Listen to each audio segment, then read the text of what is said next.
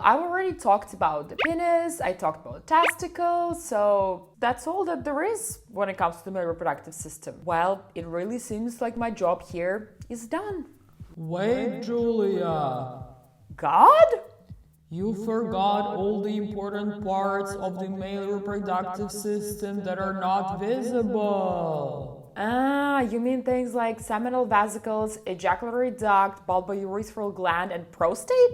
Yes, you shall talk about them now or be damned for the eternal. Alright, I'll talk about them, jeez. What, really? Yes, of course, they're very important and they take part in all the processes that male reproductive system is responsible for. Would be stupid to ignore them.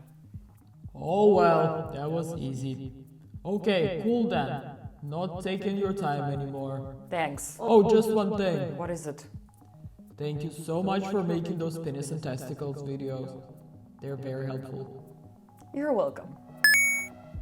Hi, welcome to Drusiad. My name is Julia and this is my educational and, as you could have probably guessed by this incredible joke from the beginning of the video, slightly entertaining channel.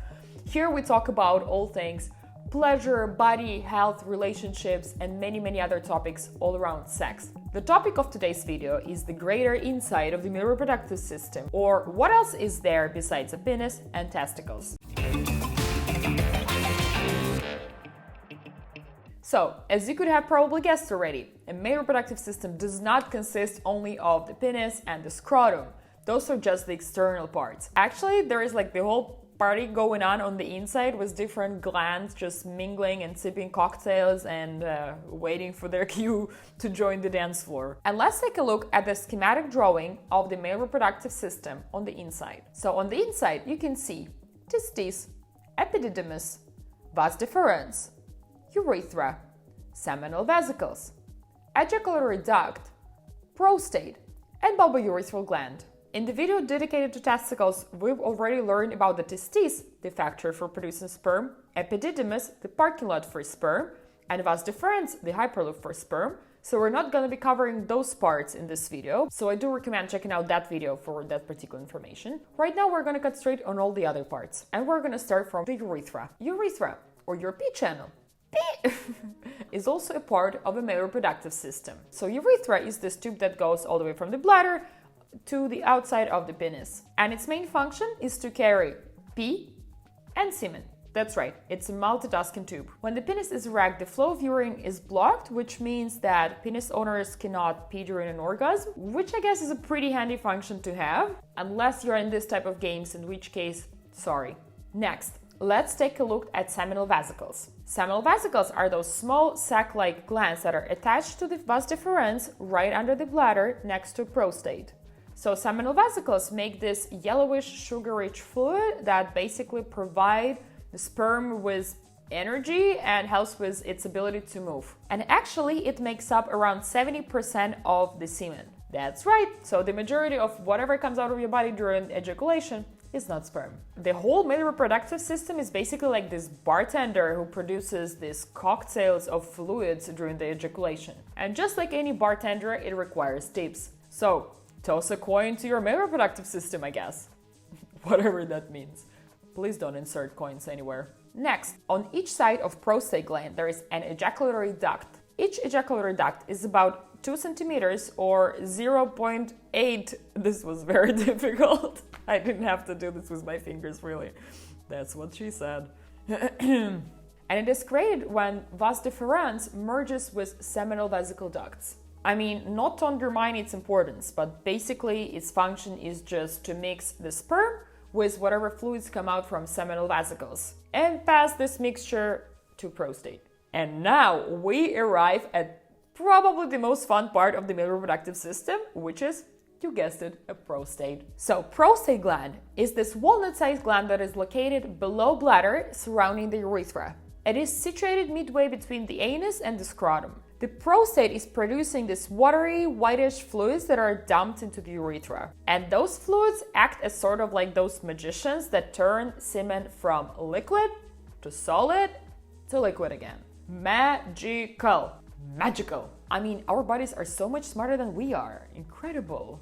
And you didn't think I would miss a chance to remind you guys that basically prostate is considered like a male G-spot, rather G area. Yep, that's right. It can be felt through the rectum, and touching it can be very, very pleasurable for those prostate owners. Generally, the whole butt and anus area have like a ton of nerve endings, so it only makes sense to involve some anal play in your sex life. But anal play is gonna make me gay. And it's not true, you guys. It's not gonna make you gay. If anything, it's gonna make you an open-minded, cool dude who likes exploring his own pleasure. And isn't that a cool person to be? So if you and your partner are comfortable with this, totally involve this in your sex game. Look at me, promoting anal play, dream job. Honestly, dream job. Moving on. Next, we have bulbourethral or Colport's glands. Those are pea-sized structures located on the sides of the urethra, right past the prostate at the base of the penis. These glands produce a clear, slippery fluid dumped directly into the urethra.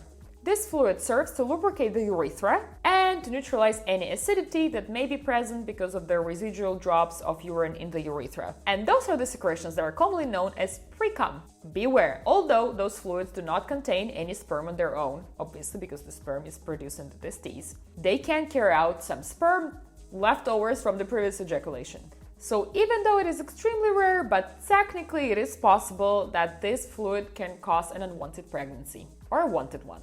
So technically we don't need either male or female orgasm for pregnancy to happen. What a random observation. So this is how the whole male reproductive system is built. It is so beautifully complex, yet very logical and structured. I love it. I mean, penis and testicles are a lot of fun, but damn, there is a lot of happening on the inside too. But that's it, you guys. Julia, wait! You gotta stop scaring me like this. What's up? First of all, thank you for making this video. It's great, really. And together with the other two videos on the penis and testicles, it really gives a full picture on the whole male reproductive system. Oh, thank you for saying this. Second of all, you forgot to tell people that they should subscribe to your channel because there are more educational and fun videos to come, and to share and like this video too. I didn't forget, I was about to do that. Oh, okay. Sorry for interrupting then. Please carry on. Alright, thank you. Can you believe this guy? Anyway, you heard him. Do subscribe. There is more fun and educational content to come. And also do share this video with whoever else missed out on their sex ad. I mean, in the end of the day, the whole purpose of this is to get people educated on the most important topic. And what can be more important than learning a thing or two about prostate? Thank you so much for watching, my dear sex education warriors, and have a nice sex!